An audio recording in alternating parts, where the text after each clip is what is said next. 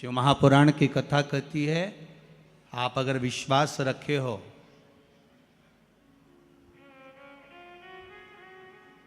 सफेद आंकड़े की जड़,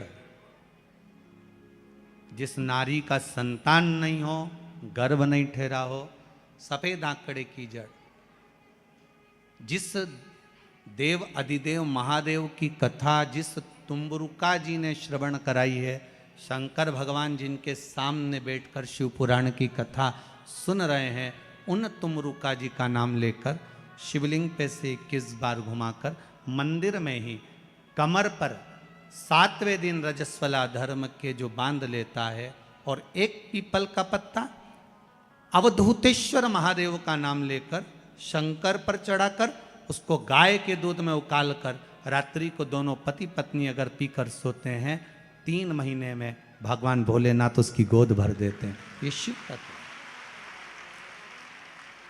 शंकर देता जरूर है।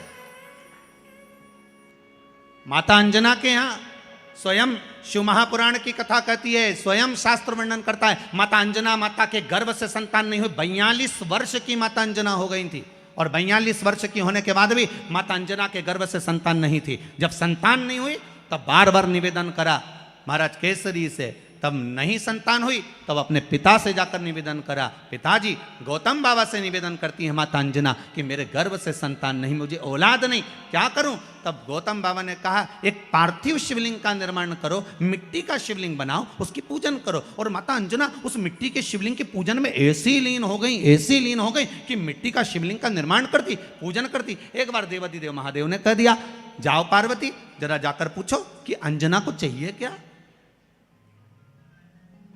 अंजना माता को चाहिए क्या। अच्छा, सारे देवताओं को सबसे ज्यादा टेंशन देवाधिदेव महादेव से रहता है, क्योंकि ये बिना सोचे बिना समझे किसको क्या दिया है कोई भरोसा ही नहीं होता।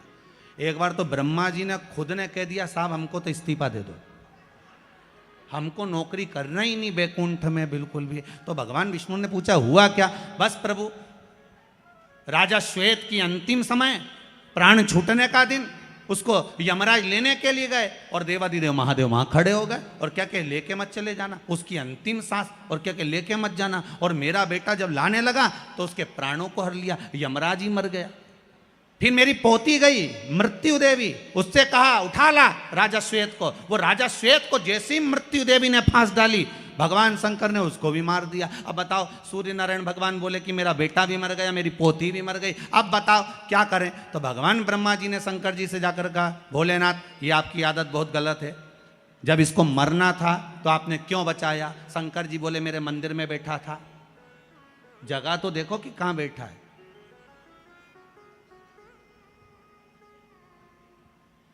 ब्रह्मा जी ने भगवान विष्णु से कहा, हमको ये काम नहीं करना, आप तो हमारा इस्तीफा स्वीकार करो। भगवान विष्णु ने शंकर जी से कहा, भोलेनाथ जी अब इनके बेटे को, सूर्य नारायण के पुत्र को और पोती को जीवित करो। शंकर भगवान करे, एक शर्त पर जीवित करूंगा, जहां मेरा भजन हो रहा हो, जहां मेरी कथा हो रही हो, अगर कोई महामृत्युंजय मंत्र का जाप कर रहा हो, श्री शिवाय नमस्तुभ्यम जप रहा हो, शंकर का पंचाक्षर मंत्र नमः शिवाय जप रहा हो, शंकर जी कहते हैं उस समय पर मृत्यु उसको ना घेरे।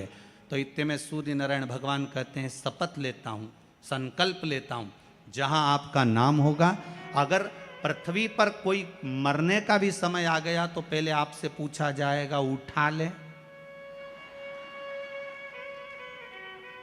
तुम बोलोगे तो बात दूसरी है। शंकर जी बोले हम बताएंगे तो उठाना, हम बोल दें, अगर ये शंकर जी का नाम जप रही है और पड़ोसन नी जप रही है तो हम इशारा कर देंगे बाजू वाली को उठा लो। तुम टेंशन मत ले रहो, तुम तो शिव जपो।